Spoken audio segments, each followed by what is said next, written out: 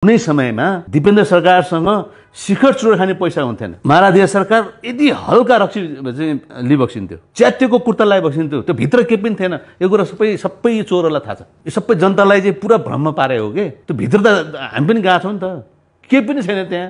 अहिलेको यिनीहरूको महल हेरौँ त, दरबारहरू, शेरे दरबार हेरौँ होइन, धेनु हिरा डल्लाहरू पैसा हेर्नु त्यहाँ। त्यस्तो पनि हुन्छ यार। देशलाई गरिब डुबाएर ऋणमा बोकाएर जनतालाई चाहिँ बाहिर खेदाएर अनि घरमा सुरुङ बनाएर पैसा खाने हो, त्यस्तो पनि हुन्छ। त्यस्तो पनि नेता अनि तपाईँ के यो प्रजातन्त्र लोकतन्त्र गणतन्त्रको कुरा गर्ने भने मैले भनिहालेँ नि।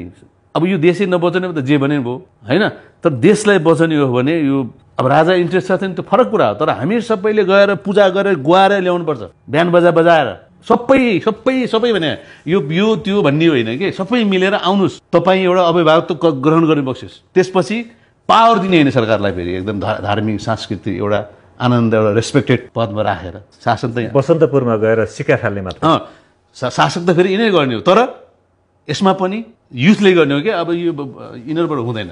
यिनीहरू सबै स्टेट भइसक्यो नि त। अब फ्रेस मान्छे ल्याउने हो जोसँग भिजन होस्। अब गफ होइन, यो ढुङ्गिएको होइन, विज्ञानको युग हो।